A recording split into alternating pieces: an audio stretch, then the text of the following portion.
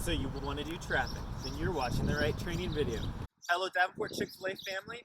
This is going to be your video to explain how you do traffic control. A little bit of background information. This is a training video just for our store because we don't have the most ideal parking lot. This is because our store used to be a Krispy Kreme.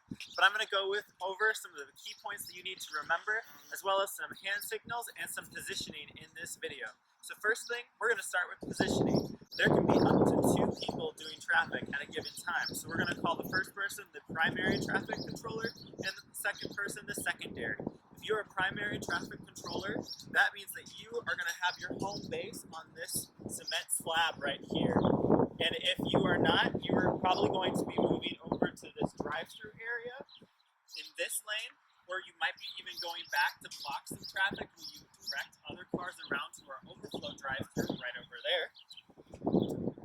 And at other times, you may be in front of cars right over in this area and directing cars to go through in a forward motion. So in general, you're going to have a triangle motion with this slab being your home base. If you are a secondary drive-through controller, you'll come out and you'll be right underneath our keep right for drive-through one-way sign. And what your position will be is right by the line and the cones. You're going to be helping the other traffic controller stop cars, as well as watching to make sure that the primary traffic controller is safe, that there aren't any cars that are going to come in contact with that other staff member. And at sometimes you might even be asked to be over by the drive-through lane if there ends up to be a traffic block there. So when you are directing traffic, there are 3 tips to keep in mind. Our primary goal whenever we are doing traffic is to make sure that we get cars out of the intersection that's on the street to prevent traffic blocks and to prevent accidents, as well as trying to get cars to move through this central intersection within our own parking lot into the drive-through lane, keeping people in line, and also looping people around. You can do that by doing 3 things. We're keeping 3 tips in mind. 1, how do I get a person's attention? I have to make sure that I'm using signals, and I might be using all of my arms to make sure that I'm getting the driver's attention. 2, I might be asking myself, how can I communicate my directions clearly so they understand where they need to go? And 3, how can I get a driver's attention and communicate the signals that I need to and be polite and have a Chick-fil-A smile? Mainly, you are going to find yourself right in front of the drive-through line many times. You yourself are going to be a strategic blocker. Never should you step out in front of a car and put yourself in danger. However, you can always step out in front of cars to block them from going where you do not want to. Keep in mind that you need to be aware of where a car is going. We do not want to put yourself in danger.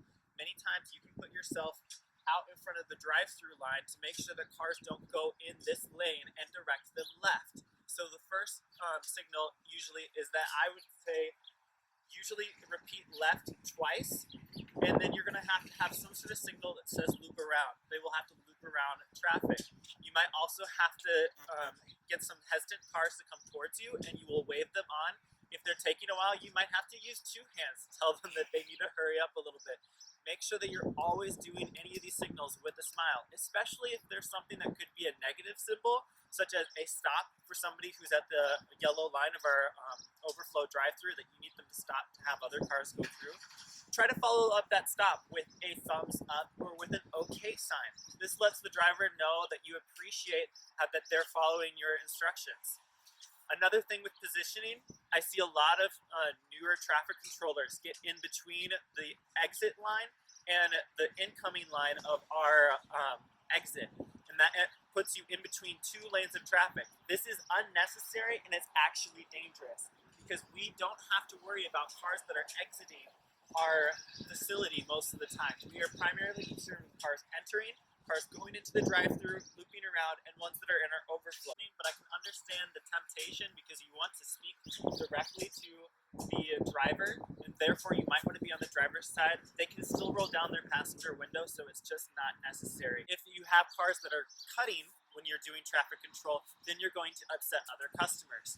In the mindset of having potentially other cars cut or things that are unavoidable, it might be good practice to keep a few Be Our Guest cards with you in case there are situations where a car cuts somebody in line and they refuse to move.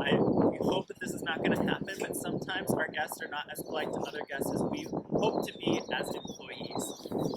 With that in mind of having some cards, it's also good to make sure that you're wearing the right equipment. You need to have your reflectors on at all times because you need to be seen and you need to be known that you are a traffic controller. Be sure to put your name tag on the outside of your reflector so that way they can see your name. You may also want to have other tools with you such as sunglasses or sunscreen because you will probably get burnt. Other things that are necessary are gloves. Even though you are not touching food and you are probably not directly interacting with guests, they are still the first person that you see as they come into the drive-thru.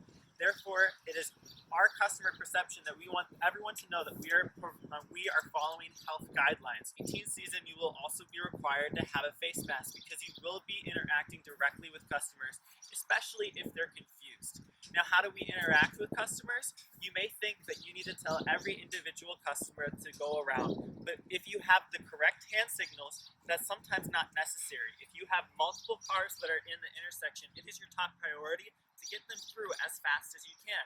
So you're going to motion left to loop around, and sometimes you might have them come through.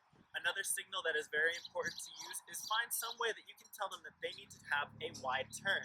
You might use yourself to strategically block a car that's right behind, so that way they know that they need to wide turn behind that car, and at the same time, you are providing a taller visual of where the end of the car is, so that way, hopefully in the rear view mirror of the person who is wide turning behind you, they're not going to hit that car that they're trying to get past to go and loop around into our overflow drive-through lane. When it comes to our overflow drive-through lane, it might be best practice to have cones out there because it is not as easily visible. Other forms of strategic blocking may include stepping in front of the incoming traffic lane. By doing so, you can prevent new cars from coming in and cutting people in line, while at the same time creating a safe intersection for cars to cross from the overflow drive-through to the other lane. You may need to hold out one hand as a gesture saying it is okay to go and then wave with the other hand until you feel that this drive-through lane is going to be pulled up and then you need to stop the car. It is in good practice when you have multiple cars in your overflow that you try not to get significantly past the yellow markings that we have. When cars are past this yellow marking, it creates tight intersections and it's harder to get cars through. Another thought to consider while doing traffic control is if you remember some of your pathways training, we have a mood meter from 1 to 10 explaining how guests emotionally might be coming in to our store. The same principle applies to driving. If a driver looks confused, if they're swerving or other ways not as attentive as other drivers, you may need to stop and to give verbal directions. Like I said before, it is not necessary to stop every driver and may actually hinder the process if you can get by with using hand signals. You need to be aware of certain drivers that may be more inclined or get frustrated if they don't understand what's going on. Please pay special attention to senior drivers. A senior driver does not mean that they are going to initially be confused or upset. Senior citizens have a tendency to not be as aware of the traffic controls that we've given in the past. We want to be respectful to those guests. Last but not least, once again, I just want to stress to always use a smile whenever you can. If you are not directing any traffic, please wave to guests as they leave, or even if you do not have to loop people around and you are able to have a few cars as they are going into the drive-thru without having any problems with cars going on the street, make sure that you give people thumbs up, smile, and know that you are not going to stop them and that they can continue to the drive-thru. This concludes your traffic control information.